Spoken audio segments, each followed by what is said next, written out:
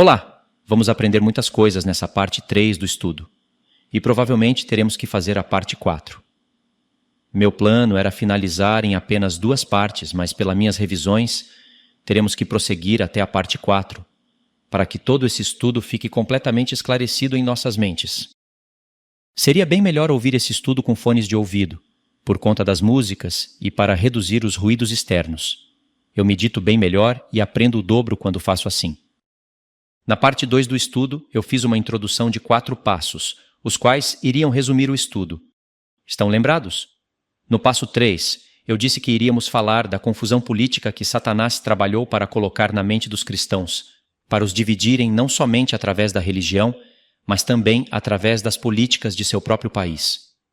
Como esse ponto não foi abordado, iremos falar dele na parte 4, na conclusão de tudo. Mas como de costume, vou falar um pouco sobre o tema agora, só para dar uma ideia inicial. Aí eu paro em um certo ponto, e depois retomo o assunto para fazer conexões com os outros 2 sistemas da marca da besta. E em estudos futuros eu tentarei me organizar melhor nos temas abordados. Então vamos lá. Nas eleições de 2023, por exemplo, eu já vi famílias se dividirem por isso e amigos se tornarem inimigos. E isso somente por conta de esquerda e direita. E nesse caso também, é até necessário que haja essa divisão, pois como pode 2 pessoas andarem juntas na verdade, se não estiverem de acordo? Existem aqueles que irão apenas discutir o tema, se desentenderem por algum tempo, e logo irão voltar ao normal. E isso será assim de eleição em eleição. E nesses casos, parecem 2 pessoas sensatas e normais que sabem se respeitar. E isso pode acabar aparentando que as demais pessoas que não são assim são contenciosas e vivem sempre a brigar por tudo. E sei que existem pessoas assim, mas quando se trata de distorção de textos da palavra de Deus, para tentar fundamentar coisas que não agradam a Deus ou até mesmo heresias, aí as coisas mudam. Bom, isso é um caso complicado, pois existem cristãos que foram cegados por Satanás e quando se trata de política, eles estudam a fundo, sabem analisar tudo muito bem, sabem dos contextos de quase tudo, pois nisso eles são prudentes. Mas na grande maioria dos casos, não passam de pessoas que querem mostrar o quanto elas sabem de política, querem ter razão em tudo e têm até textos bíblicos para fundamentar todos os seus argumentos. Mas na verdade são mortos defendendo mortos. E a Bíblia sempre será desprezada e distorcida na mão desses. E nesse contexto também estão os pastores falsos e hipócritas. São os que pregam uma comunhão fingida e falsa, que aparentemente tem uma aparência de equilíbrio e sabedoria, mas que na verdade não é de conformidade com as Escrituras. Eles querem agradar a grande maioria com falsos discursos, mas Deus fala pelo profeta Amós o seguinte, que 2 pessoas não andam juntas se não estiverem de acordo. Isso está no capítulo 3. E todo o contexto deixa esse texto muito mais profundo do que aparenta ser, pois é o contexto que antecede a grande tribulação e passa por toda a grande tribulação até a volta de Jesus. Não se enganem. Nisso tudo, estamos falando sobre a marca da besta.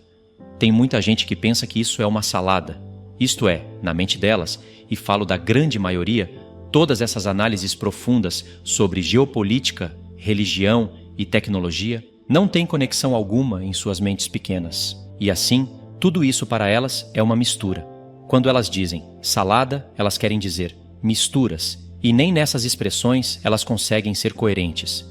Prestem atenção nessa analogia da salada e do azeite, pois ela é real no mundo inteiro, mas principalmente no Brasil, país da corrupção. Mas para os sábios, essa salada é um verdadeiro alimento, pois nela tem legumes, verduras, sementes, tudo com muitos nutrientes e proteínas. E não pode faltar o azeite de oliva verdadeiro, pois ele é vida, e não desse falso que se vende no Brasil, que tem o apoio da própria lei e Anvisa, para poder falsificar o azeite e vender por um preço alto, te entregando 85% de óleo de soja, o qual causa danos no corpo humano, e apenas 15% de azeite. E vai lá saber se esses 15% é um azeite dos bons. Mas ainda que fosse azeite dos bons, e ainda que fossem 50%, a outra parte do óleo de soja prejudicial à saúde já teria contaminado a parte boa do azeite. E a lei determina 15% de azeite e não menos, senão o produto falso do vidro não teria mais uma certa aparência de azeite para poder enganar os compradores. Por que a lei determina 15 e não 10 ou 20? Por que com os testes que eles fizeram, apenas 10, o sabor da azeitona não iria aparecer? E a consistência do produto não iria aparentar azeite. E com 15, já dá para enganar os compradores. Sendo assim, para que colocar 20? Esse, infelizmente, é o nosso país. E com muita vergonha, eu digo que sou brasileiro, mas jamais irei carregar essa bandeira, e muito menos cantar o hino idólatra do país, pois patriotismo é coisa de idólatra. Um legítimo cristão, no qual não há dolo, confessa ser peregrino, exatamente como Paulo e Pedro falaram, dizendo que nossa habitação está nos céus, mas vai tentar por isso na cabeça de um patriota evangélico morno. É gastar energia à toa e se estressar, para não dizer dar pérolas a porcos. Mas o que não despreza as instruções de Deus, antes busca compreendê-las, entenderá os seus propósitos e tentará andar como justo no país em que nasceu ou no país em que está. Então, sobre o exemplo do azeite, assim também, nessa analogia do azeite, fazem os pastores com a palavra de Deus, quando eles colocam 85% de doutrinas de homens, misturadas com apenas 15% da palavra de Deus, mas nós buscaremos nos alimentar de uma verdadeira salada. A salada que vem das palavras dos patriarcas, dos juízes e reis de Deus, dos primeiros e últimos profetas, dos primeiros e últimos apóstolos, das palavras do próprio Messias, Salvador de todos, e que falou por boca de todos esses. E quando ele se fez carne, falou coisas que nenhum outro falou antes, e nem depois dele outro conseguiu falar. E nessa nossa salada não pode ter carne de porco, ou de frango, ou de vaca, pois elas estão impregnadas com pus e hormônios, por causa da avareza do homem, e ainda que os vegetais de Deus estão contaminados com agrotóxicos, eles nos fazem bem, se fizermos as coisas certas. As duas testemunhas de Deus nos darão uma salada ainda melhor, sem agrotóxicos das indústrias. E o azeite não será apenas 100% puro, mas será como o ouro. Pois bem, daqui a pouco vocês irão ouvir um longo testemunho contra a reforma. Peço que tenham paciência nesse ponto, e logo entraremos nos 3 principais testemunhos do título do estudo. Muito boa essa analogia do azeite, pois, curiosamente, ela nos revela uma realidade atual no mundo evangélico reformado. E acredito que a reforma não oferece nem 5% de azeite. Isto é, quase tudo o que eles oferecem está contaminado. Mas agora, vamos continuar com uma reflexão sobre as 2 casas de Israel, fazendo as conexões nessa introdução da parte 3. E uma outra analogia irá surgir com essa meditação. O próprio Deus não podia andar com o seu povo, pois o povo não estava de acordo com as palavras dele. Assim também, depois da divisão do reino de Israel, a casa de Judá não andava junto com a casa de Israel, pois elas não estavam mais de acordo como nos tempos do rei Davi e principalmente nos dias da glória da Jerusalém, nos dias do rei Salomão. Nos dias do rei Davi, ocorreram muitos conflitos entre as tribos, e alguns vieram por causa de seus próprios pecados. Mas Davi se arrependia, e Deus o perdoava, e por isso ele sempre conseguiu reunir os que pertenciam a Deus. Depois desses eventos, foram divisões sobre divisões e guerras entre os 2 reinos.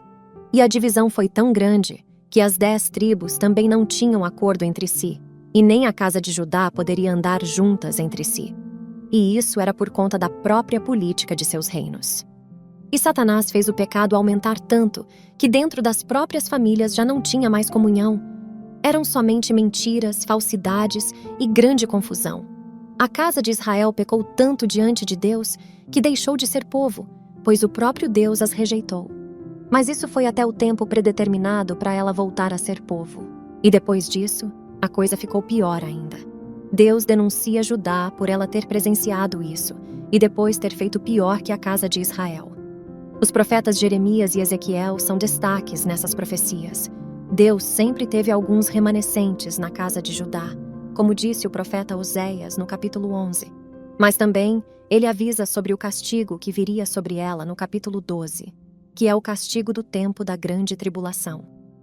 Sim, e apesar de Deus sempre ter algum remanescente em Judá, assim como ele teve na época dos Macabeus, no Templo da Grécia, Judá se perdeu completamente nos dias da primeira vinda de Jesus, no tempo de Roma. Veja que judeus estavam com Deus nos dias da Babilônia, Pérsia, Grécia e Roma. E é assim que entendemos o que o profeta Oséias disse. Efraim me cercou por meio de mentiras e a casa de Israel com engano. Mas Judá ainda domina com Deus e é fiel com o santo. Oséias 11, verso 12. Esses são uns daqueles textos que você tem que procurar entender de qual ou quais tempos estão falando, pois Deus fala contra e também fala a favor da casa de Judá pelo profeta Oséias. E aí, se você não procurar entender a história desde aquela época até o futuro, você fica perdido ao ler esse profeta e acaba não dando atenção para textos como esses. Então, nos tempos de Roma, Judá ficou dividida principalmente entre fariseus e saduceus, mas também teve subdivisões entre várias outras escolas. E se isso era assim naquela época, imaginem hoje. Nos dias de Jesus, nós podemos ver aquela profecia de Amós 9 na metade de seu cumprimento, pois o tabernáculo de Davi estava completamente caído em ruínas. A outra metade da profecia é a restauração deste tabernáculo, o qual Jesus veio restaurar. E isso foi falado com todas essas palavras unicamente pelo apóstolo Tiago, em Atos 15. Então sabemos pelas histórias do povo de Israel que Deus nos mostra que existem as divisões que vêm por causa da verdade e as divisões que vêm por causa das mentiras. Paulo mesmo fala várias vezes para o povo notar bem quem estava ensinando diferente do que ele estava ensinando e causando confusões e divisões. E Paulo diz para nós nos afastarmos de tais pessoas. Ele não diz para sermos cristãos que suporta tais coisas. Assim dizem os hipócritas. Por recomendações de pastores e reverendos, bispos e apóstolos falsos, os quais querem agradar ao povão e passar boa aparência para todos. Rogo-vos, irmãos, que noteis bem aqueles que provocam divisões e escândalos, em desacordo com a doutrina que aprendestes. Afastai-vos deles, porque esses tais não servem a Cristo, nosso Senhor, e sim a seu próprio ventre, e com suaves palavras e lisonjas enganam o coração dos incautos. Pois a vossa obediência é conhecida por todos.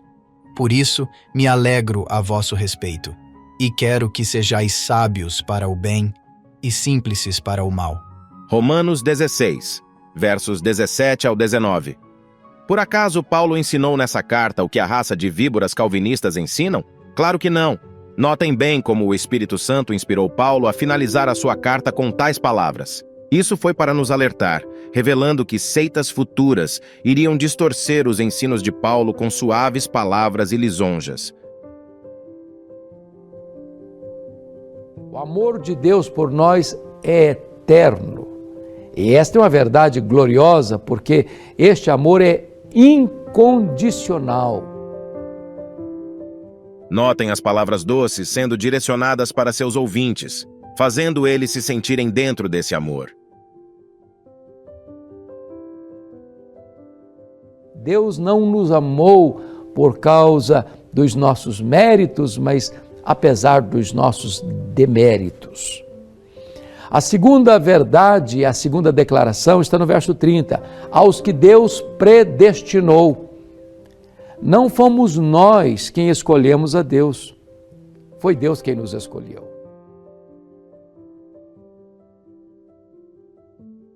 A palavra de Deus fala da predestinação, e nem teria como ela não falar.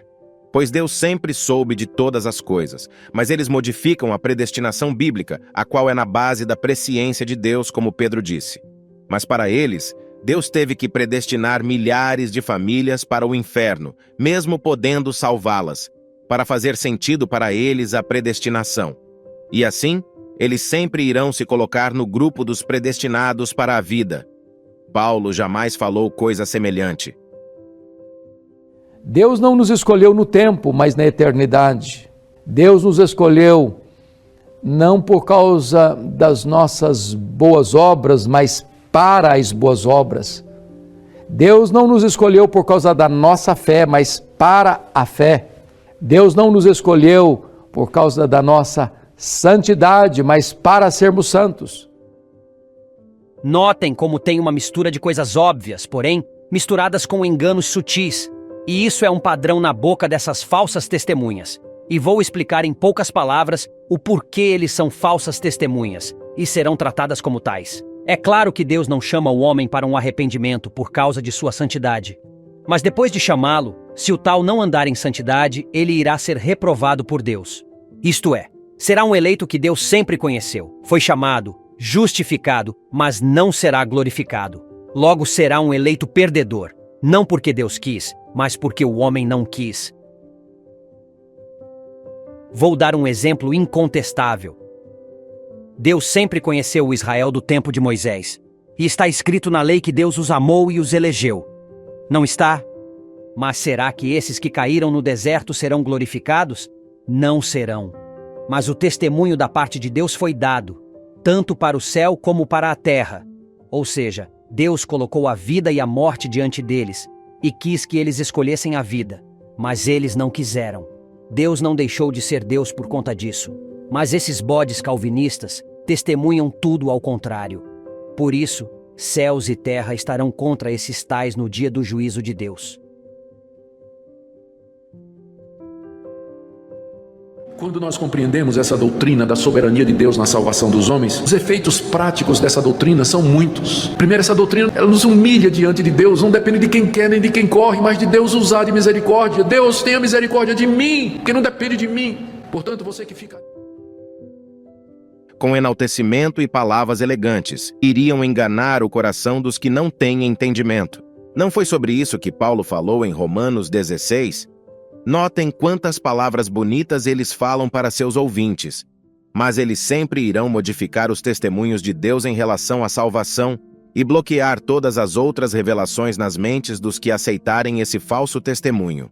Veja como, de fato, a seita calvinista está sendo denunciada nesse texto, pois, sem dúvida alguma, Romanos é a carta que eles mais usam para pregar a predestinação de Calvino, e a que eles mais distorcem também.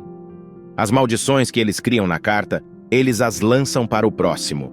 E as bênçãos, eles as lançam em seus ouvintes e nos membros dizimistas da seita.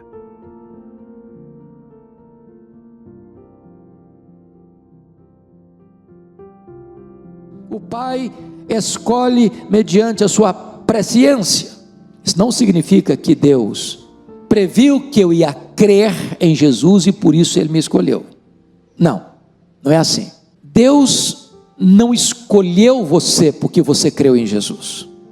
Atos 13, 48 diz: todos quantos foram destinados para a vida eterna creram.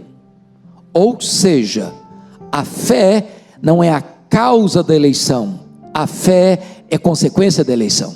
Porque Deus escolheu você, você creu. Notaram como eles distorcem um texto pelo outro?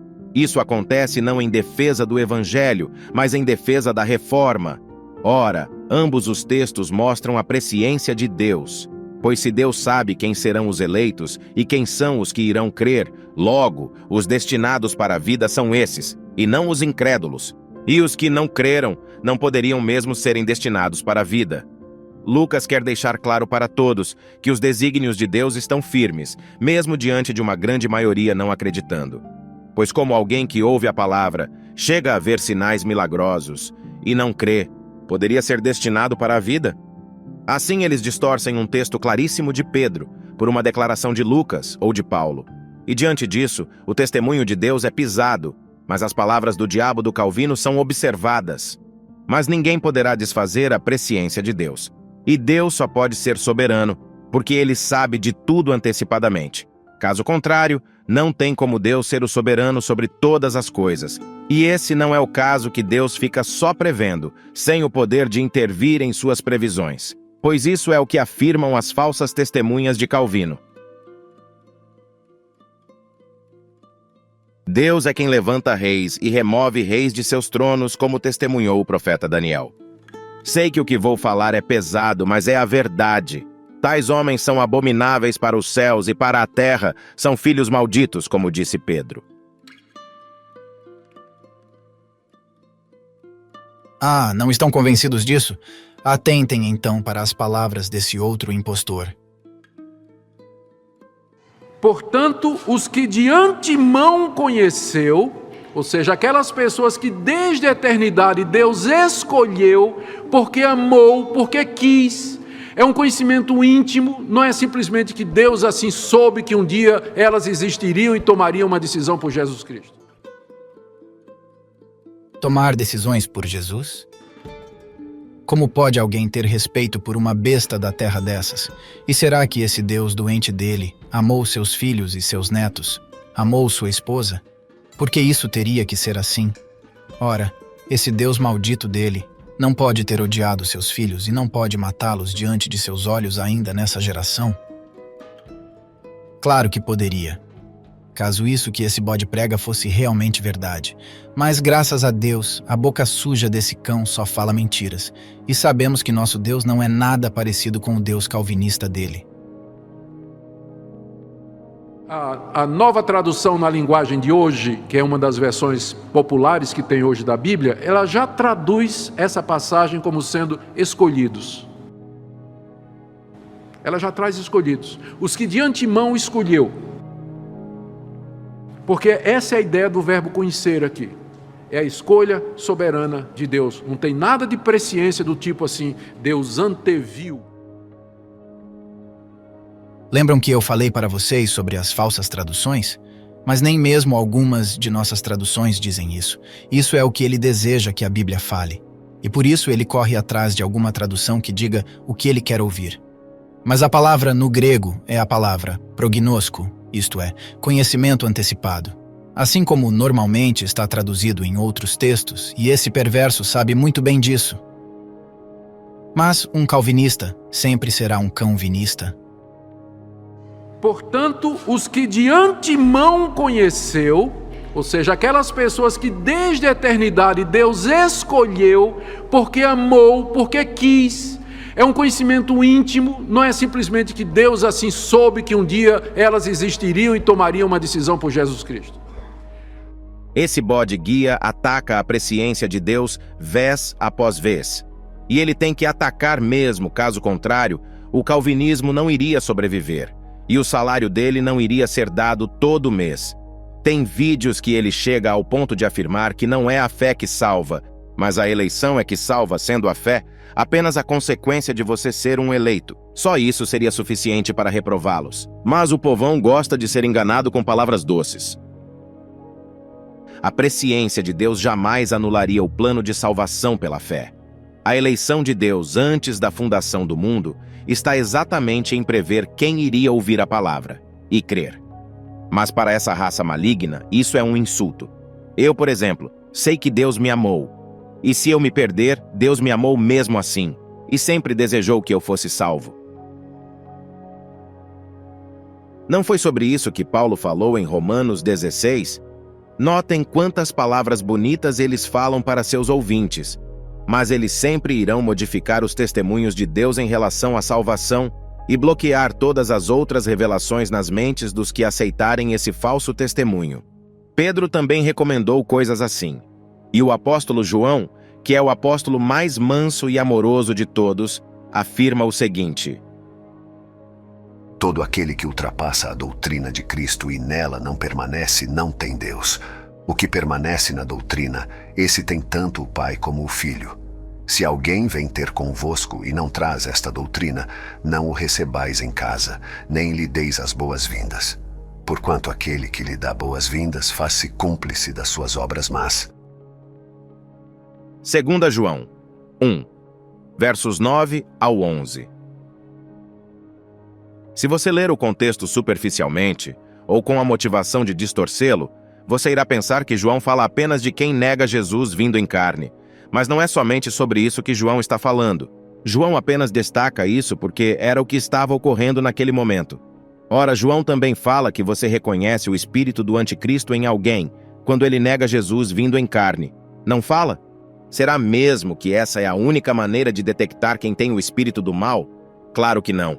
E o próprio João fala sobre isso na sua primeira carta. Logo, quem ultrapassa a doutrina de Cristo e se recusa a ouvir a verdade, esse não tem Deus. E por isso eu não estendo minhas mãos para muita gente que parece ser de Cristo, mas que prega outra doutrina. pois não quero me tornar cúmplice dessas obras. Olhem só, que verdade profunda tem esse texto. Esse texto passa batido quando lemos a carta do apóstolo mais amoroso de todos, não é mesmo?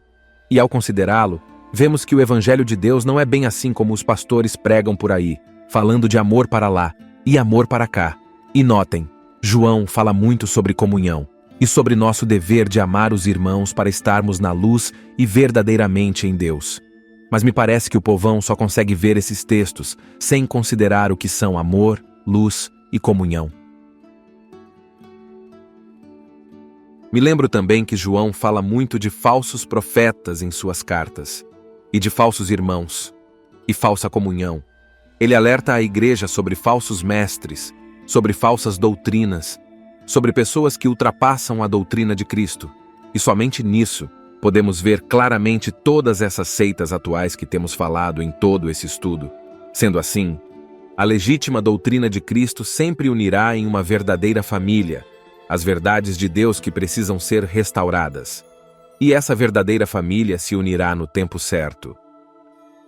Quem andar em um verdadeiro amor, sem hipocrisia, sem avareza, fará parte dessa família. E essa receberá de Deus tudo o que for preciso para a restauração de todas as coisas. E a família do céu torce e trabalha pela união dessa família da terra, para essa poder trazer à luz novamente a verdadeira doutrina de Cristo. Correto. E sabemos muito bem que essa mesma doutrina também dividirá pessoas, as quais andam em hipocrisias. Notem, por exemplo, o livro de Atos dos Apóstolos. Esse testemunho de união e divisão é constante. Pois vemos o seguinte: quanto mais a palavra de Deus avançava, mais pessoas iriam se unindo e se dividindo por essa sã doutrina. E vemos relatos de muitas divisões entre judeus e judeus, gentios e gentios, e judeus e gentios. A própria verdade dividia eles. Até em Atos 28, que é o último capítulo, Paulo causou divisão entre judeus ao pregar o evangelho, mas o objetivo dele nunca foi dividir, mas unir. Os falsos judeus sempre acusaram Paulo de divisor, de causador de rebeliões, de apóstata de Moisés, mas eles que eram todas essas coisas. Sendo assim, a divisão acontecia quando as pessoas não queriam ouvir a lei, os salmos e os profetas. E essa divisão vinha da parte de Deus. Correto? Mas ela só existia, porque antes disso, Satanás já tinha preparado esse caminho para o povo se dividir. Mas Deus deseja a união, a comunhão e não a divisão. Mas quem não ouvir a lei, os salmos e os profetas, irá ficar do lado esquerdo da espada, e quem der ouvidos a todas essas coisas, irá ficar do lado direito da mesma.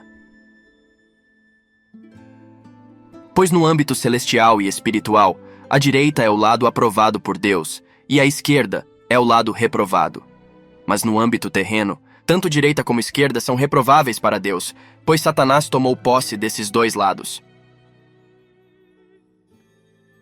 Acredito que iremos voltar a falar sobre essas coisas. Então, essa parte das politicagens de esquerda e direita ficarão claríssimas para quem ainda não entende essas coisas. Se por acaso duas pessoas ou dois grupos tiveram divergências, sendo essas coisas que são más aos olhos de Deus, e mesmo assim eles andarem juntos, ambos estarão andando no engano. Isso ocorre por causa da conveniência, busca dos próprios interesses, pessoas que querem um cargo com o objetivo de aumentar os seus ganhos, mas sem se importarem com as coisas do céu, mas apenas usando as coisas de Deus como ferramentas para alcançarem seus próprios objetivos. E, consequentemente, serão como marionetes nas mãos de Satanás, sempre prontos para enganar e serem enganados. Seja esse grupo da besta do mar, ou da besta da terra, ou até mesmo os chamados e justificados por Deus, essas coisas serão assim. A divisão que vem das trevas é com o objetivo de misturar o santo com o profano, para que as coisas profanas fiquem com a aparência de coisas santas, e as coisas santas com a aparência de profana. Porém, a divisão que vem de Deus separa verdadeiramente o santo do profano. Como assim? Vou dar somente um exemplo de uma seita perversa, e esse exemplo servirá para qualquer outra seita. Vamos lá! Os protestantes reformados, os quais se acham superiores às idolatrias da Igreja Católica, afirmam o seguinte: se Deus quer salvar o homem, e o homem não quer ser salvo, e rejeitar a Deus, isso colocará a Deus como um Deus fraco. Um Deus que não é soberano sobre tudo. Deus já falou por Paulo em Romanos 9, que ele tem misericórdia de quem ele quiser. E disse que o homem não pode questionar a Deus. E que ele mesmo fez vasos de ira para a perdição, e vasos de glória para a salvação. E claro, isso não passa de uma sucessão de distorções de todas as palavras de Paulo, o qual usou as palavras dos profetas para poder escrever todas as suas cartas. Mas para os tais falsos pastores e reverendos, isso não importa, pois eles sempre se colocarão como vasos de glória. E sempre irão induzir a todos os ouvintes de suas igrejas a pensarem que todos eles e seus filhos fazem parte do grupo dos eleitos sortudos que Deus quis ter misericórdia. E assim, reina a hipocrisia. E por isso, Deus nunca manifesta entre eles os seus testemunhos, pois eles já escolheram os falsos testemunhos de uma falsa testemunha chamada João Calvino. Isso é uma verdade tão grande que qualquer um pode testificar estas coisas em nossos dias, e nem eles podem negar. Aliás, eles não negam, mas se orgulham de dizer que isso é assim mesmo. Mas o negócio é tão cabeludo, tão confuso, que uns afirmam que tudo isso é assim mesmo, mas outros vão mascarando os pontos malignos, suavizando as maldições que essa doutrina tem e pregando um Deus doentio pior do que o Alá. E todos eles chamam esse Deus, Rei dos Reis dos Hipócritas e Senhor dos Senhores da Injustiça, de Deus justo e amoroso. E se falarmos para eles que o homem pode perder a salvação que Deus deu e pode rejeitar a Deus, é como ofendê-los. Isso para eles é coisa profana. Eles ficam irados se você afirmar que Deus quis, mas o homem não quis o que Deus quis. Mas eles se alegram e ficam até emocionados de ouvirem que eles são os eleitos. Pois eles pensam e falam claramente assim: que Deus maravilhoso! Deus, tendo todo o poder de salvar milhares de famílias, não quis. Ele as criou como vaso de ira para o dia da ira, para lançá-las no fogo, para mostrar a sua glória nos vasos de glória. E justamente eu fui o escolhido. Eu amo esse Deus que me deu esse coração e essa salvação, a qual eu jamais irei perder. E assim, esse pensamento profano acaba se tornando coisa santa para eles. E por causa deles, a palavra de Deus se corrompe. E Deus fica ainda mais irado, porque isso provém de uma sucessão de distorções das cartas de Paulo, em sua carta aos Romanos. E eles não fazem isso somente nessa carta ou somente nesse capítulo. Eles deturpam e modificam todas as palavras de Deus, em quase todos os aspectos dela. Sim, eles pervertem tudo o que vem pela frente contra o pai demoníaco da seita deles, isto é, João Calvino. Desde temas como esse, que é o mais importante, como temas sobre a nação de Israel, a grande tribulação, a marca da besta, e sobre o reino milenar de Cristo, tudo eles distorcem. Nada pode contrariar o cabeça deles, o teólogo favorito da seita. Entendi perfeitamente isso. E esse exemplo mostra como coisas santas se tornam profanas e coisas profanas santas. Então, esse é o plano que a astuta serpente planejou para a reforma. Entendi que Satanás distorce o Evangelho e oferece para o mundo uma proposta de salvação com as palavras de João Calvino, as quais não passam de bolotas de porcos. Esses sempre voltam para a lama e, se virem pérolas, as pisam, pois eles não fazem diferença entre lama e pérolas. E assim, os pastores e reverendos de Satanás pregam uma depravação total. Eles se tornam incondicionalmente os eleitos da serpente, pois eles não conseguem resistir a essa graça que o diabo lhes oferece. Executam eficazmente todas as palavras do diabo, sem limitações, e por fim, perseveram nisso. Esses são os 5 pontos que mostram como os santos devem ver a seita calvinista.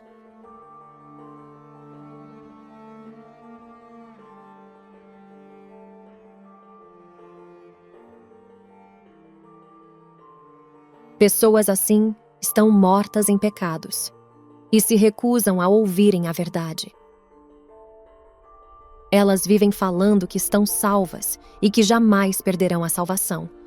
E assim, elas ensinam para muitos. Nem sequer os fariseus chegaram a tal apostasia. A justiça desse povo calvinista jamais será maior que a justiça dos escribas e fariseus. Jesus estava certo em prever e nos alertar sobre todas essas coisas.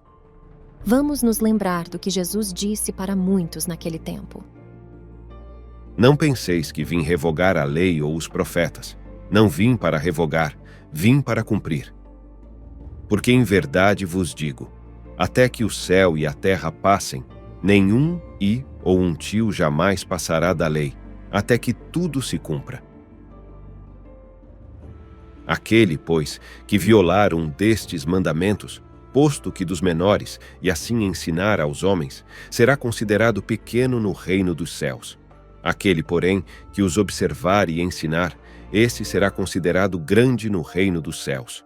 Porque vos digo que, se a vossa justiça não excederem muito a dos escribas e fariseus, jamais entrareis no reino dos céus. Mateus 5, versos 17 ao 20. Esse texto é muito profundo, pois nele você tem 3 grupos de pessoas. O primeiro são os que violam mandamentos pequenos e ensinam aos homens, mas serão achados dignos de entrar no reino dos céus, mas serão chamados de pequenos. Pois para entrar no reino dos céus e ser chamado de algo é preciso estar vivo e salvo. O segundo são os que não violam e ainda ensinam. Esses serão chamados de grandes. O perigo está no terceiro grupo. Esses têm uma justiça igual ou pior do que a justiça dos escribas e fariseus. E quando eu olho para a justiça que os calvinistas oferecem, eu não os vejo como semelhantes aos fariseus, mas piores do que eles. Pois nenhum deles chegou ao ponto de afirmar que Deus decreta pessoas para o fogo somente porque Ele quer. Nenhum dos fariseus e escribas pregaram que Deus decretou os males desse mundo. E nenhum deles afirmaram que Deus será justo em condenar aquele que Ele poderia salvar, mas não quis. Existem muitas semelhanças entre eles e os calvinistas, mas eles são mais justos em suas palavras do que esse povo reformado. Logo, eles jamais entrarão no reino dos céus se não se arrependerem. Que clareza na explicação daquelas palavras de Jesus. Então, como recompensa das suas desobediências, o diabo roubará não somente a coroa de tais pessoas, mas também lhes tirará a própria vida eterna e os arrastarão juntamente com ele para o mais profundo do abismo. E isso será assim, porque eles não ouvem as palavras dos profetas, mas sempre estão buscando ocasiões de distorcerem as cartas dos apóstolos de Cristo. Logo, é justo que Deus coloque a separação nisso, separando o santo do profano, e Deus irá julgá-los, mas nós devemos fazer a nossa parte, que consiste em contrariá-los sempre, até o fim. Devemos, como luz, reprovar todas as suas obras das trevas. Jamais devemos recebê-los em nossas casas, jamais devemos dar a paz de Cristo para eles, pois quem o faz, como disse o apóstolo João, se tornará cúmplice de suas más obras e de quem ultrapassou a doutrina de Cristo.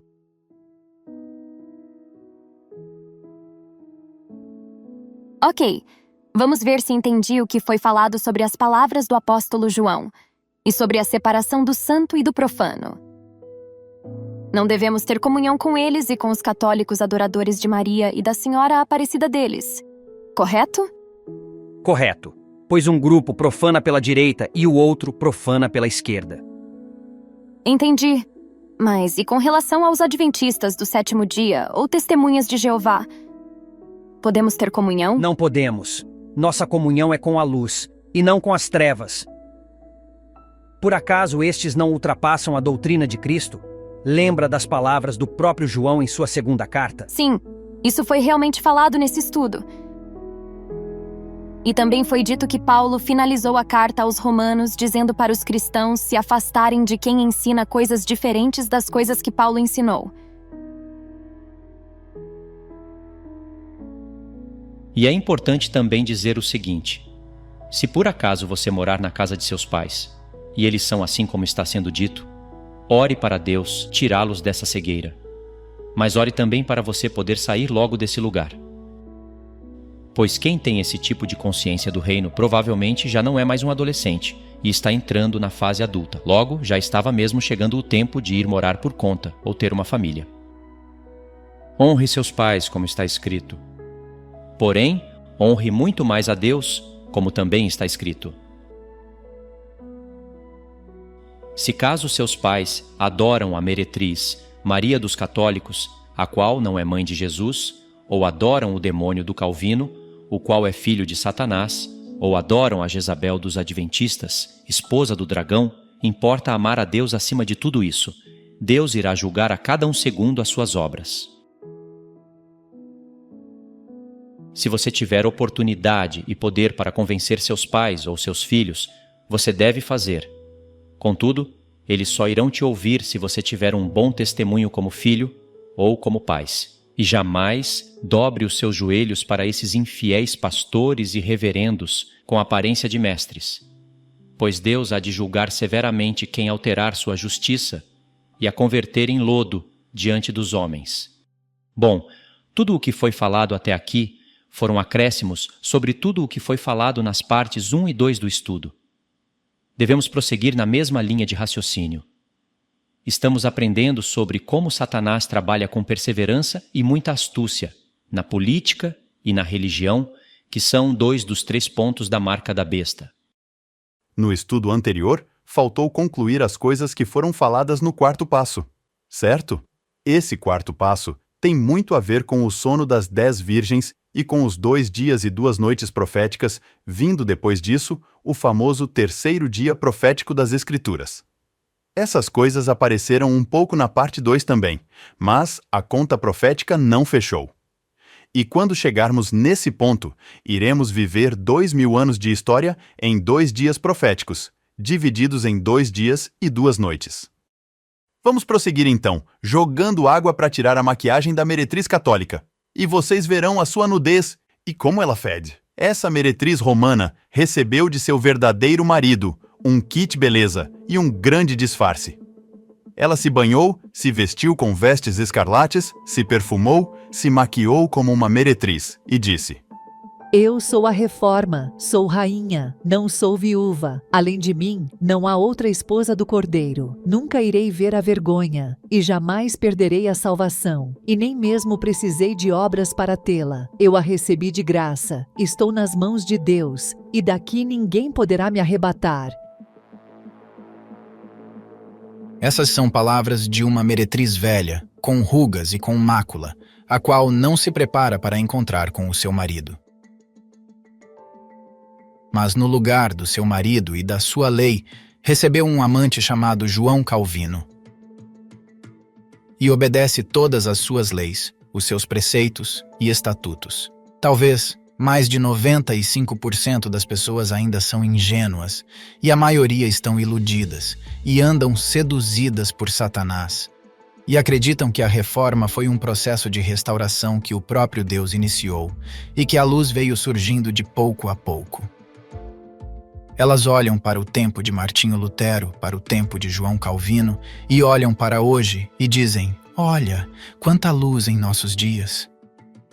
E esse é o texto que muitas delas usam. Notem como realmente é bem enganadora a maneira como eles usam esse texto. O texto diz assim: mas a vereda dos justos é como a luz da aurora que vai brilhando mais e mais até ser dia perfeito. Provérbios 4, verso 18. Esse texto é verdadeiro, mas a aplicação que eles fazem para justificar a reforma é engano total. Vamos fazer algumas reflexões sobre isso e depois de algum tempo, vamos voltar nesse texto e ver como realmente ele se cumpre na vida dos santos. Pois esse texto é profundo e ele tem um contexto que se inicia no capítulo 1 de Provérbios e vai até o final do livro. A máscara dessas falsas testemunhas de Jesus só cairá se nós fizermos a nossa parte. E como bons ministros de Cristo, devemos manusear bem a palavra para não ficarmos envergonhados em nada. Não tem como eles serem verdadeiras testemunhas e, ao mesmo tempo, nós também sermos verdadeiras testemunhas. Alguém está mentindo nessa história e está agindo como falsa testemunha de Deus. Vamos arrancar a máscara desses falsos ministros de Cristo? Por 2 ou 3 testemunhos podemos confirmar isso, lembrando o seguinte: quem der um falso testemunho de Deus terá que dar contas disso diante dele. Se nós estivermos sendo falsas testemunhas de Deus, iremos prestar contas disso. Porém, se forem eles, e nós estivermos com a trombeta de Deus e com um som certo, ai deles. Primeiro testemunho. Tudo o que Deus começa, ele termina. Ora, mais de 500 anos de reforma se passaram. E onde está o aumento da luz da justiça de Martinho Lutero e João Calvino? Eles não usam Provérbios 4 para falarem do aumento gradativo da luz do justo? Se foi Deus que iniciou essa obra, por que o mundo evangélico reformado está como está? Claro que as virgens loucas sem azeite iriam dizer: ora, não tem nada de mal na reforma. Ela impede o homem de se gloriar e ser dono de sua própria salvação, colocando Deus como refém do homem. E graças a Deus, muitas igrejas presbiterianas surgiram, e muitos aceitaram a Cristo para a glória de Deus. Sendo assim, a luz tem aumentado muito desde que essa obra começou. Cegos. Esses argumentos são típicos de quem quer defender a sua própria seita a qualquer custo. Eu nunca ouvi na história da humanidade alguém falando que se salvou sem Cristo e que Deus só salva se o homem decidir que Deus pode salvar. Isso é um falso testemunho criado por eles para enganar os seus ouvintes. E como pode alguém cair nessa conversa sem estar embriagado? E bota embriagado nisso, pois quem se gloria o tempo todo são eles, quando afirmam que eles são os amados e que não perdem a salvação.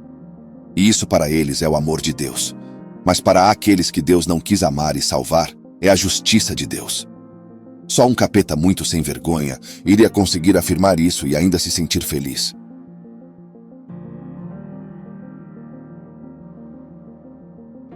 Eles fecham os olhos para o que Martinho Lutero fez com o seu livro antissemita chamado Sobre os Judeus e Suas Mentiras, o qual futuramente se tornou uma grande inspiração para Adolf Hitler fazer um genocídio contra os judeus. Eles também se fazem cegos para as abominações causadas por João Calvino.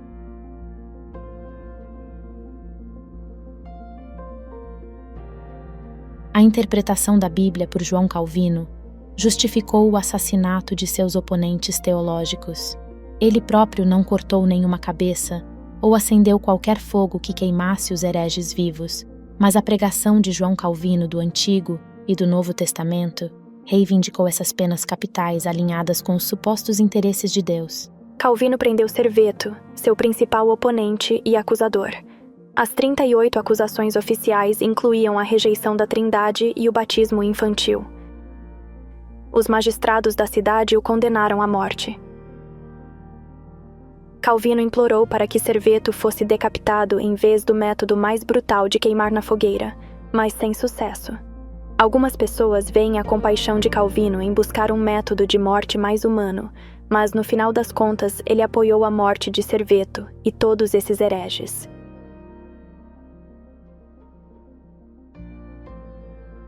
Como pode pastores como Augustus Nicodemos, Hernandes Dias Lopes, Paulo Júnior, o endemoniado do Marcos Granconato e outros, simplesmente fingirem que isso não existe? Existem artigos calvinistas na internet tentando justificar esses atos, dizendo que isso era o contexto de vida da época deles, e que se eles vivessem nos dias atuais eles jamais fariam isso. Assim eles testemunham contra si mesmos que são filhos desses assassinos, filhos malditos da serpente. Somente com isso, Deus os condenará e os lançará no fogo. Esses sim, merecem a segunda morte. E isso é justo. Por que não é sem motivos que Deus os deixará de amar e passará a odiá-los? Totalmente diferente do que esses tais pregam, isto é, que Deus não precisa de motivos para odiar famílias antes da fundação do mundo. O Deus soberano deles as odeia, e fim de história. E quem és tu, ó caco de barro, para questionares a Deus?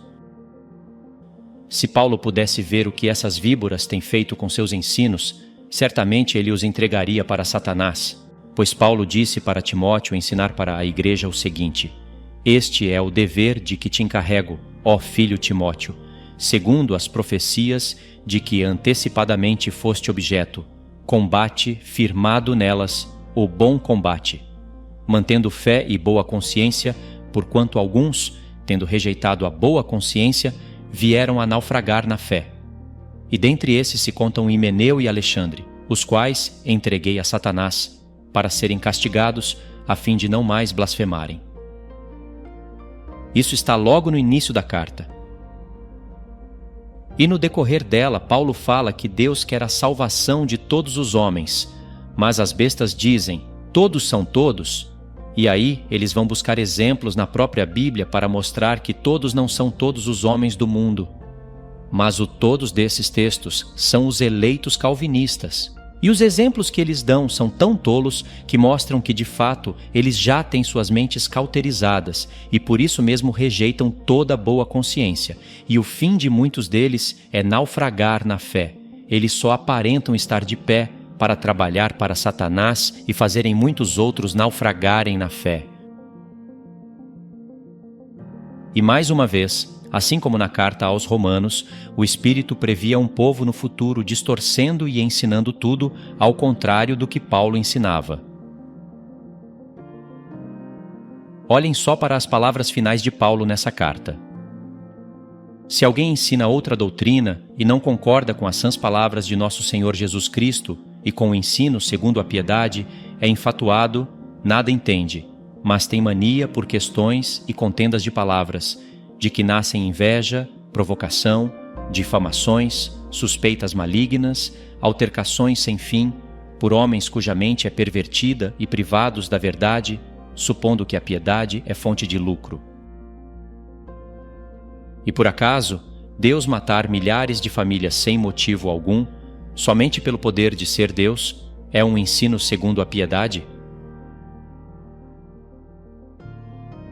Eles filosofam em cima da justiça divina e mudam a justiça divina para estabelecerem a justiça de Calvino. E mais, eles dizem sem temor algum e sem vergonha alguma: Deus matou bebezinhos inocentes no dilúvio. Está escrito. Deus mandou Josué matar crianças inocentes. Está escrito. Eles citam múltiplos textos isoladamente da história real de Deus e dizem: está escrito. Deus cria o mal e faz as trevas. E depois de todas essas abominações, eles dizem: nós somos os eleitos de Deus, e por isso nós somos o povo, sola Escritura. Claro, eles já cauterizaram as suas próprias mentes, e as de muitos, fazendo todos acreditarem que eles e seus familiares não fazem parte dessa casta misteriosa de réprobos, odiados por Deus sem motivos.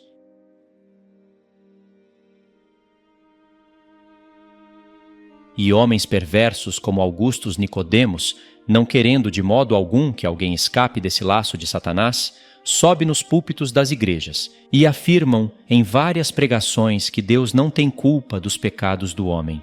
E de fato, não tem, mas dentro da justiça que eles oferecem, Deus se torna omisso, faz acepção de pessoas para a vida. E por isso, todas as palavras deles são mentirosas. E dizem eles que a responsabilidade é totalmente do homem, pois Deus não predestinou ninguém para pecar. Afirmam descaradamente eles. Mas o próprio Charles Spurgeon, o pregador que eles amam, não diz isso em seus livros. Pelo contrário, Charles Spurgeon já afirmou muitas vezes que quando o homem não é um eleito de Deus, Deus o coloca em situações para ele pecar, e não tem como esse tal se arrepender genuinamente.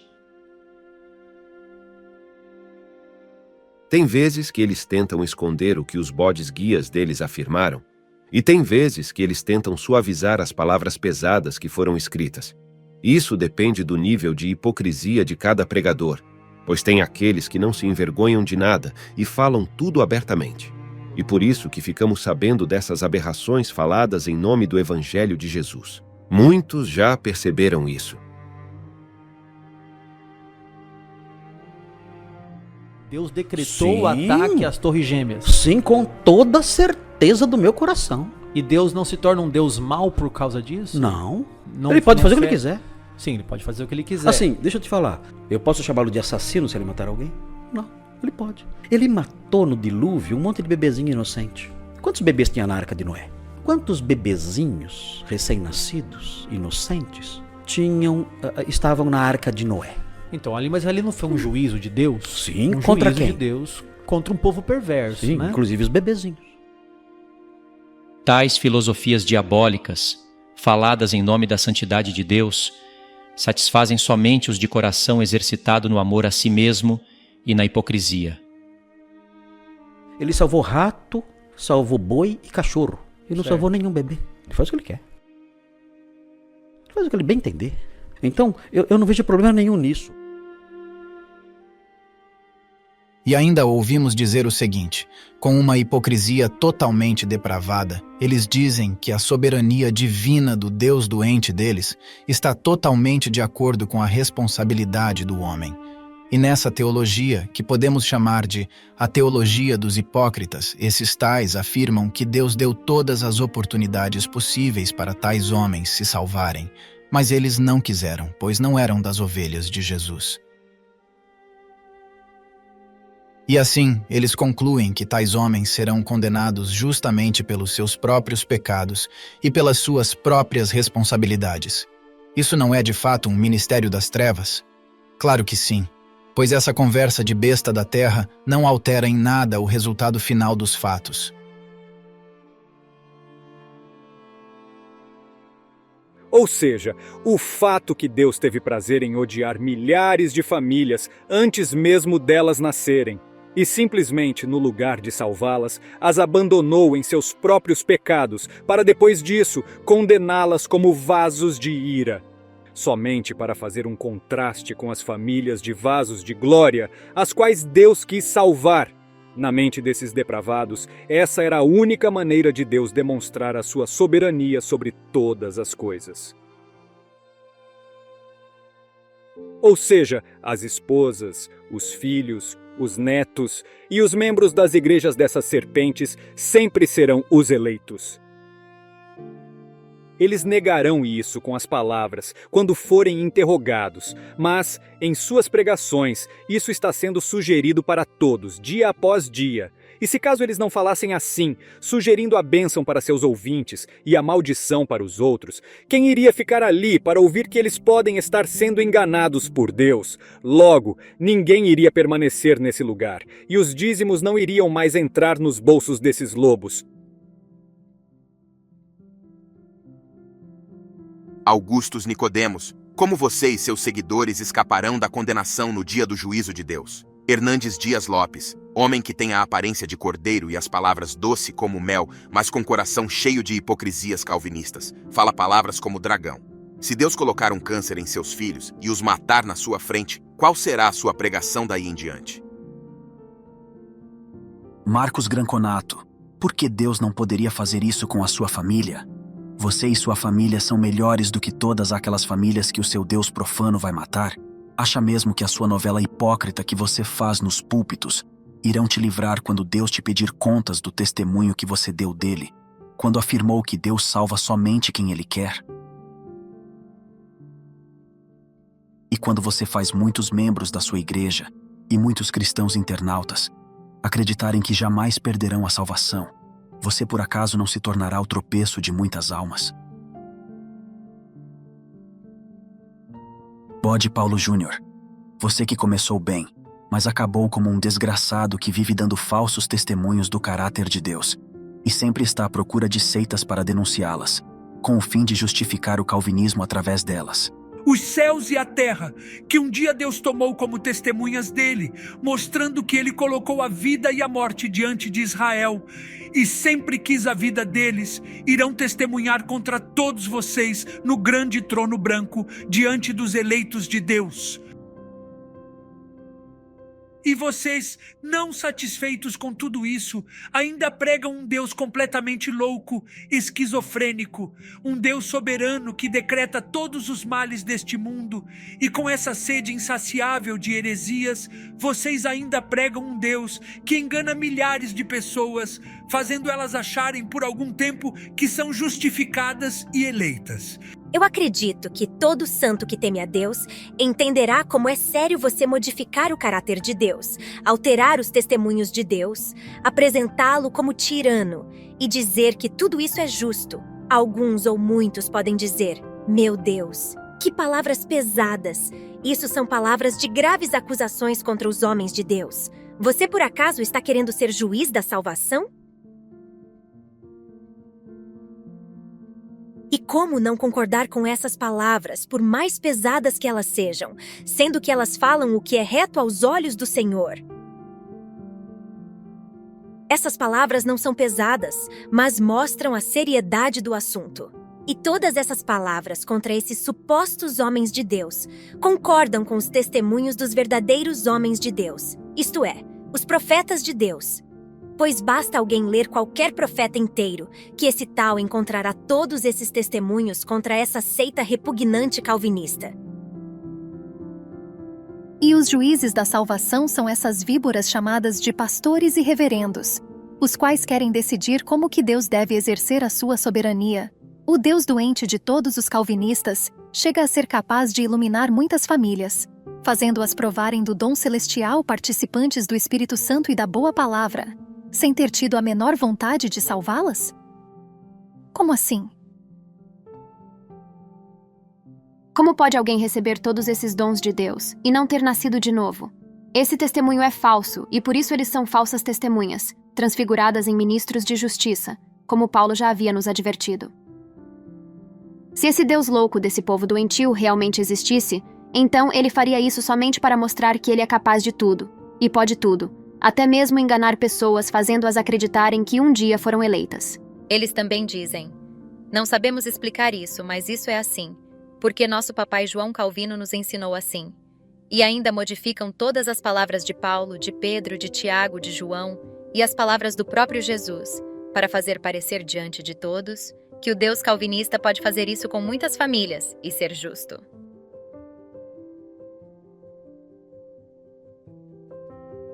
Então, esse Deus doentio, de tempos em tempos, abandonará a todos esses que ele usou como marionetes, para pregarem para outros que ele realmente quis salvar. E depois de usá-los, esse Deus estranho lança a culpa de todas essas coisas nas obras de cada uma delas, fazendo-as responsáveis por tais atos, as quais não podiam fazer o bem, pois Deus já havia odiado elas antes da fundação do mundo. E essas raças de serpentes se vangloriam o tempo todo dizendo que eles são os amados e eleitos. E o restante são os que Deus odiou e não quis salvar. Ouvindo tudo isso, eu me pergunto: que glória há nisso? Como pode alguém se sentir feliz assim? Como pode alguém crer em um Deus que poderia salvar milhares de famílias, mas decidiu usá-las como vasos de ira e lançá-las no inferno? E não podemos nos esquecer da pergunta principal para esse contexto. Como seria possível o nosso Deus ter iniciado uma obra dessas, chamando isso de reforma? Por isso que foi muito importante tudo o que foi falado na parte 2 do estudo em relação a todas essas coisas. E não se esqueçam disso, no início da parte 3 do estudo, nós iniciamos uma reflexão de 2 ou 3 testemunhos. Estão lembrados? Portanto, podemos concluir nesse primeiro testemunho o seguinte: o pai da reforma é Satanás, e não Deus. Quando são cegos seguindo cegos, e ambos seguindo a Satanás, os resultados são os seguintes. Vemos padres como verdadeiros demônios, colocando Maria no trono, pregando a Santíssima Trindade e descendo a lenha nos protestantes com tais afirmações. Esses protestantes são arrogantes demais, pois se não fosse a Igreja Católica escolher quais livros iriam entrar e quais não iriam entrar na Bíblia, e se não fossem os papas das igrejas para formarem a Bíblia, eles não teriam uma Bíblia hoje para estudar sobre Deus.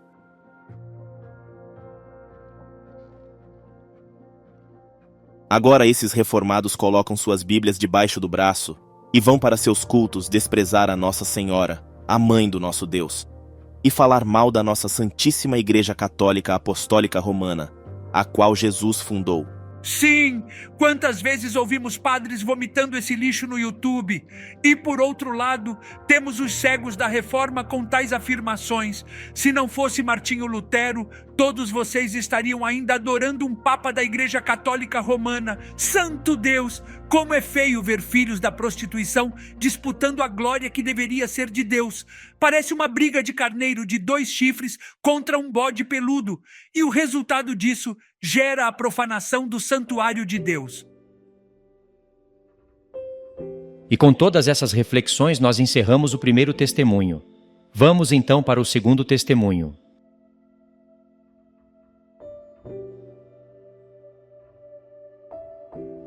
Um monge alemão escreveu um livro chamado Sobre os Judeus e Suas Mentiras. É um tratado escrito em janeiro de 1543, pelo monge alemão protestante Martinho Lutero. Nesse livro imundo, ele defende a perseguição dos judeus, a destruição dos seus bens religiosos, assim como o confisco do seu dinheiro. Esse livro futuramente iria se tornar a inspiração de outro alemão chamado Adolf Hitler. Esse fez o que fez com o povo judeu, graças à influência do espírito do anticristo que estava no pai da Reforma.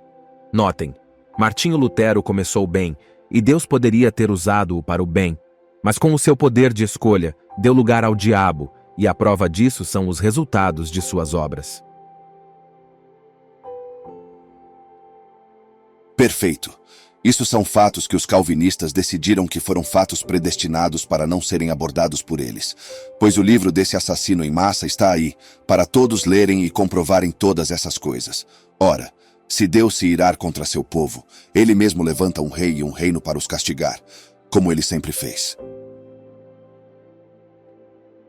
E os judeus merecendo ou não esse genocídio, isso não dá o direito de alguém promover o ódio contra o povo judeu. Mas isso vindo do coração de um homem, mostra o quão perverso ele havia se tornado. Por acaso não houve algo parecido no ano 70 depois de Cristo? Isso significa que o povo judeu daquela época recebeu o que mereceu, mas isso veio da parte de Deus, como um justo castigo de todas as suas idolatrias, rebeliões, assassinatos dos profetas de Deus, os quais eles não quiseram ouvir. E mesmo Deus clamando o arrependimento para eles, e testemunhando isso manhã após manhã, eles não quiseram. E por isso que Deus disse, vocês também gritarão em meus ouvidos, mas eu não os ouvirei. Ora, tudo isso testemunha a presciência de Deus e suas justiças, e não um determinismo satânico calvinista.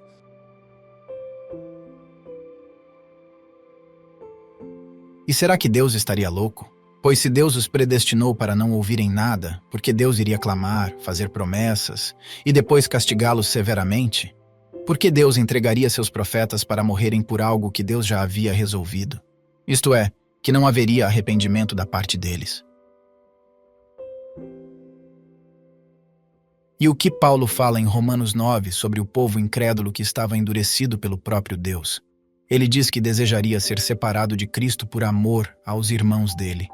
Completamente diferente de Martinho Lutero, que após não ter sido ouvido pelos judeus e ter sido rejeitado, quis ser Deus e matá-los.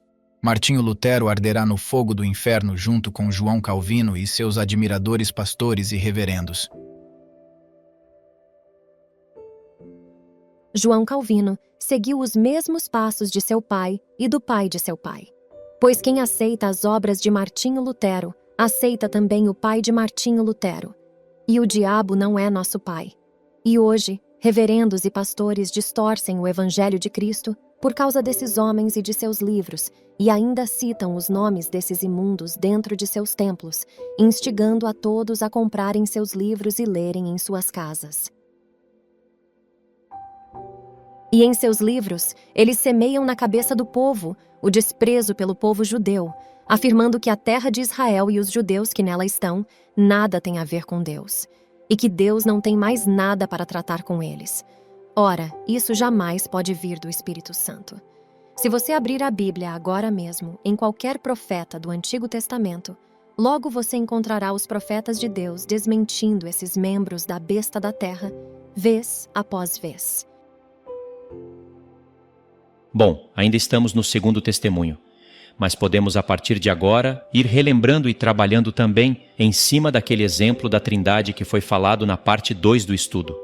Sei que pode parecer complicado pensar em tudo isso e pode também até parecer que isso não tem nada a ver com a marca da besta, mas tem muito a ver, pois estamos falando da besta da terra, aquela mesma que irá ser seduzida pelo espírito do anticristo e receber poder de Satanás, para eles poderem fazer sinais e seduzir os habitantes da terra. Somente depois disso, os homens irão usar toda a atual tecnologia para fazerem a imagem da besta. E é aí que entra a marca da besta. Perceberam como tudo está relacionado? Mas você pode revisar eventualmente as 2 primeiras partes para entender melhor todas essas coisas. E então veremos a verdadeira interpretação daquele texto de Provérbios 4. Estão lembrados? Pois aquele texto faz uma alusão a tardes e manhãs e compara isso com a luz do justo, que deve ir brilhando gradativamente. Pois primeiro o sol nasce, fazendo com que as trevas se dissipem, e depois gradativamente começa a clarear o dia até ser dia completo.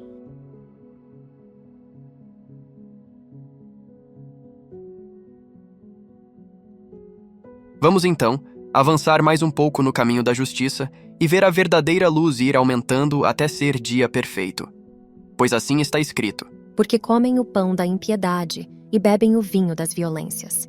Mas a vereda dos justos é como a luz da aurora, que vai brilhando mais e mais até ser dia perfeito. O caminho dos perversos é como a escuridão. Nem sabem eles em que tropeçam. Provérbios 4, versos 17 ao 19. Portanto, não comam os pães imundos da Igreja Católica Romana, nem os pães embolorados da Reforma, e nem bebam o vinho deles.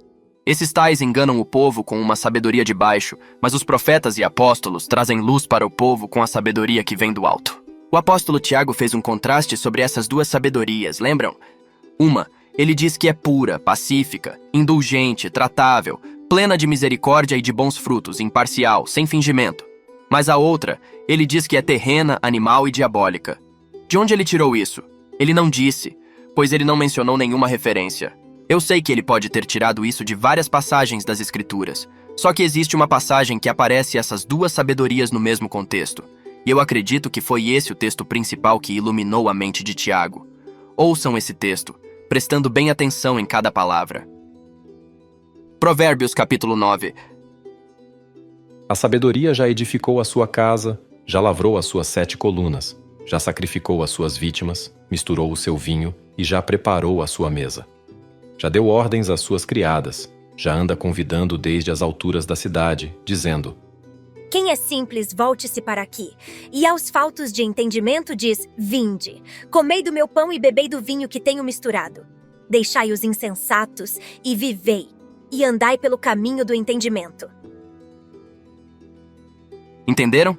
Esse é o sentido do texto. A casa é a casa de Deus, e as 7 colunas são os 7 Espíritos de Deus, os quais aparecem no capítulo anterior falando de Cristo e dos seus 7 Espíritos. E essa pregação é a pregação da verdadeira esposa do Cordeiro. E com essas palavras ela convida as pessoas para a casa de Deus. A palavra de Deus é o pão e o vinho. Agora notem o contexto imediato, dentro do mesmo capítulo. Continuem ouvindo a mesma passagem, prestando bem atenção em cada palavra. A mulher louca é alvoroçadora, é nécia e não sabe coisa alguma. E assenta-se à porta da sua casa ou numa cadeira, nas alturas da cidade, para chamar os que passam e seguem direito o seu caminho, dizendo: Quem é simples, volte-se para aqui. E aos faltos de entendimento diz: As águas roubadas são doces, o pão comido às ocultas é suave. Mas não sabem que ali estão os mortos, e que os seus convidados estão nas profundezas do inferno. Provérbios 9. Notaram? Nessa passagem tem 2 mulheres pregando 2 sabedorias. Uma é sábia, a outra é louca. Elas falam palavras semelhantes, mas uma conduz pessoas para a casa de Deus, mas outra, com palavras enganosas, isto é, com uma pregação de um falso evangelho, conduz pessoas para as portas do inferno. Claro que a mulher louca não dirá que suas águas são roubadas, e não dirá que come pão escondido. Isso é um jeito de Deus ironizar, mostrando que eles falam uma coisa com a boca, mas com as obras fazem outra. Muitos dos calvinistas dirão: esse testemunho é contra a Igreja Católica, ou Universal, ou contra a Congregação Cristã do Brasil. Melhor dizendo, é contra todas essas seitas que nós já denunciamos. Esse texto jamais estaria falando de nós, os eleitos queridinhos de Deus, pois estamos nas mãos de Jesus. E foi nosso renomado e grande teólogo João Calvino quem nos colocou nas mãos de Jesus. E das mãos de João Calvino, quero dizer, das mãos de Jesus, ninguém poderá nos arrebatar. Então, depois de receber essa revelação, e ainda assim afirmar que a Igreja Católica Romana e que a Reforma com as suas pregações não fazem parte dessa mulher louca, é mentir contra a verdade. Depois de entender isso, eu acredito seriamente no seguinte, que aqueles que têm olhos para ver, ouvidos para ouvir e coração para entender, devem meditar em todas essas coisas e levar muito a sério tudo isso. Pois muitos dirão: eu não sou da Católica Romana e nem da Reforma, então estou livre disso. E quem disse que estamos falando somente de duas religiões? A Congregação Cristã no Brasil está tão prostituta como a Reforma. E acho que nem preciso mencionar nada sobre os adventistas do sétimo dia. Ficou tudo claro até aqui? Sei que ficou bem repetitivo, dando muita ênfase nas denúncias contra os bodes reformadores.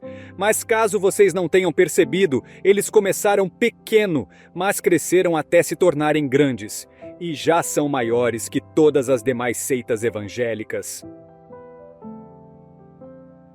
São eles quem estão em programas de podcasts, eles quem estão em eminência, e todos os dias eles estão atraindo os membros de outras igrejas para a igreja deles. Eles vão se aproveitando dos desanimados, dos desavisados, e através de muitas pregações vão atraindo as vítimas para comerem das suas águas roubadas.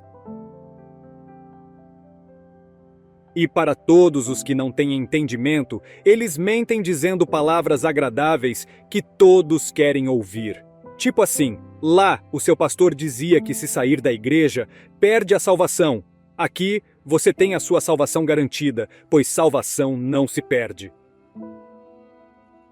Lá seu pastor queria que você fizesse alguma obra para se salvar. Mas aqui somos salvos unicamente pela obra salvífica do nosso Senhor e Salvador Jesus Cristo. Lá você não tinha livros para ler, mas aqui você poderá ler todas as obras de João Calvino e crescer na graça e no conhecimento da Reforma. Então, depois dessas coisas, temos que voltar a pensar sobre aquele sistema trino do mistério da iniquidade e prosseguir em conhecer a Deus em todas essas coisas. E aqui finalizamos o segundo testemunho. Logo a seguir, entraremos no terceiro testemunho.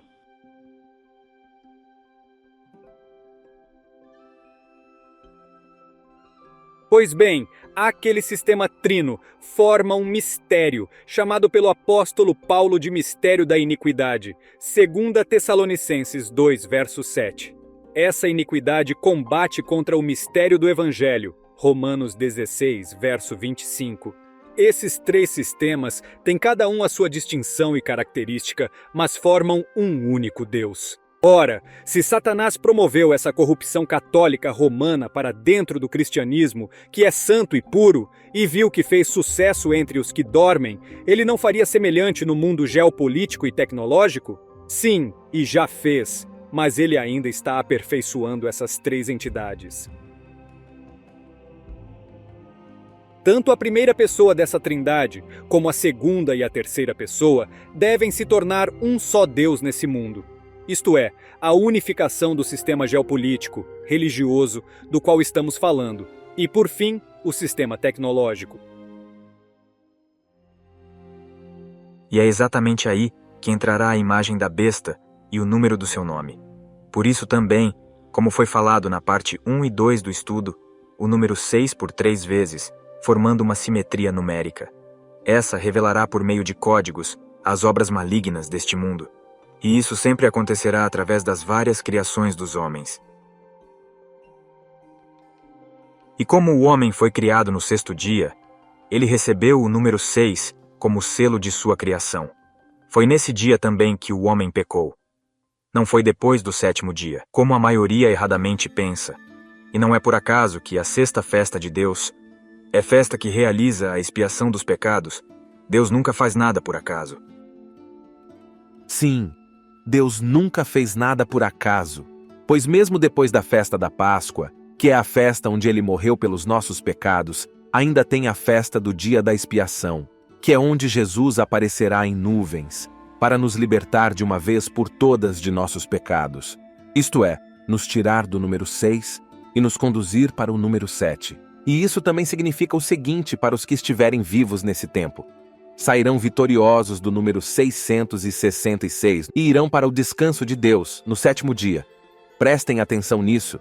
Na festa número 6, onde era realizada a expiação dos pecados do povo de Israel, Deus disse para Moisés que iria aparecer em nuvens. Isso está em Levítico capítulo 16. E depois que essa festa era concluída, o povo poderia ir justificado para a 7ª e última festa, chamada de Festa dos Tabernáculos, onde eles estavam alegres por estarem justificados dos pecados daquele ano, e por isso poderiam se alegrar com as novas colheitas das primícias por 7 dias. Ora, quem pode negar esses fatos? Nós só sabemos desses grandes mistérios dos tempos através das festas santas de Deus, porque esse testemunho foi manifestado para nós. Não através de uma terceira pessoa da Trindade, e nem pela Reforma, nem pelos judeus do judaísmo messiânico, que apesar de falarem das festas, falam e praticam quase tudo errado, que ainda modificam textos do grego para fazerem a Bíblia deles se adequar às suas práticas. E aí eles dizem: vejam, o que praticamos está na Torá, mas em qual Torá? Está realmente na lei de Deus ou na versão da Torá e do Novo Testamento que eles modificaram? Por isso eles também ainda estão dormindo.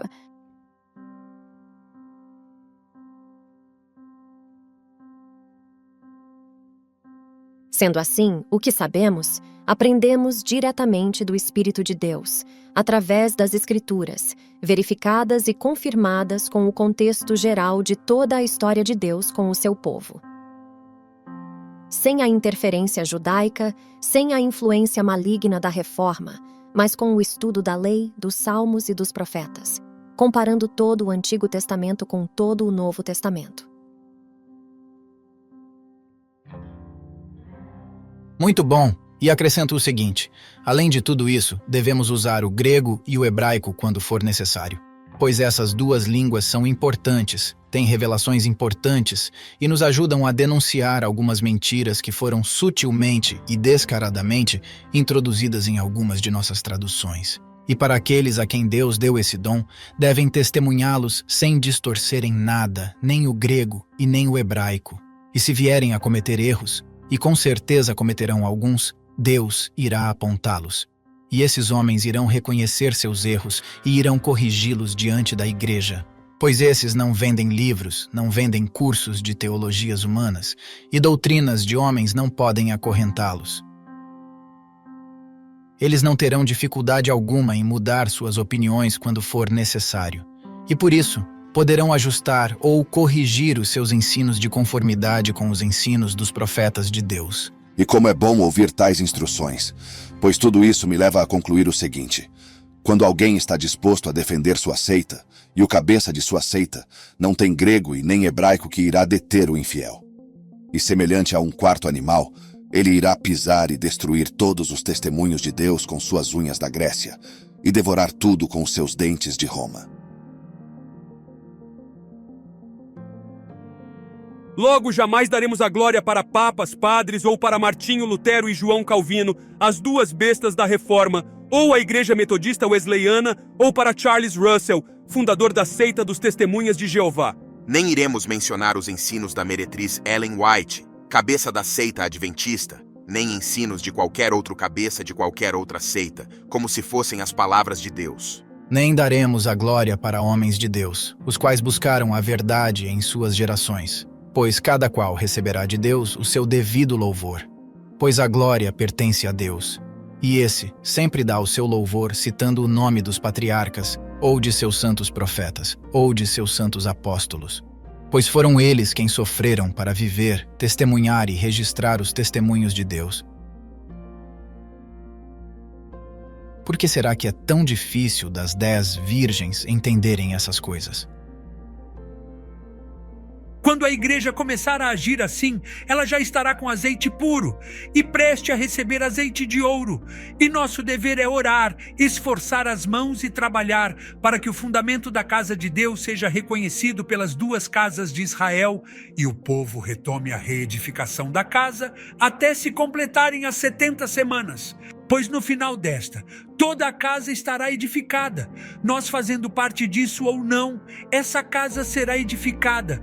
Deus nos chama para isso e deseja que façamos parte disso, pois assim foi o plano dele para galardoar o homem. Porém, se nós não quisermos fazer parte disso, ele convocará outros para fazerem o que era para nós termos feito, e o galardão que era para ser nosso será de outros. E o Espírito Santo só revelou isso para nós porque lemos e meditamos na lei e nos profetas. Ou seja, não é porque nós somos especiais. Entenderam? E essa sabedoria quase sempre esteve disponível para todos, mas muitos escolheram se especializar nos chamados pais da igreja, outros nas institutas de Calvino, e assim cada um despreza a fonte das águas cristalinas para beberem as águas contaminadas das torneiras. Falando ainda sobre a sexta festa e sobre Jesus sempre aparecer nas nuvens na Arca da Aliança, entre os querubins no dia da expiação, devemos ver a continuação dessa revelação pelo profeta Zacarias. Zacarias foi o profeta escolhido para nos revelar o sentido profético da festa dos tabernáculos, mas para entender o que ele disse, precisaríamos ler o que acontecia nas demais festas do livro da lei. Não é verdade? Correto. E, ao lermos o que Zacarias disse pelo Espírito sobre essa festa, entendemos que a realidade dela só pode acontecer no mundo vindouro. Isto é, depois que o Filho do Homem vier nas nuvens do céu, conforme está na festa número 6, e descer com poder e glória para revelar a sua salvação. Leia Zacarias capítulo 14 depois, caso isso seja algo novo para você. E assim podemos entender que a restauração de Deus já se iniciou e por isso que podemos ver a luz deste caminho aumentando e entender a verdade de todas as coisas para recebermos a vida. Essa luz já está brilhando em nós de pouco a pouco até ser o dia perfeito. Então, diante de todas essas coisas ditas até aqui, restou ainda alguma dúvida das coisas que estamos afirmando? Mais de 5 séculos de reforma, e nem sequer um mísero pastor, ou reverendo, ou bispo, conheceram esses testemunhos. E por quê? Porque se fosse Deus que tivesse iniciado a reforma, o mesmo Deus teria ensinado pelo menos metade disso para algum deles. E aqui finalizamos o terceiro testemunho. E iremos finalizar todo esse estudo na parte 4.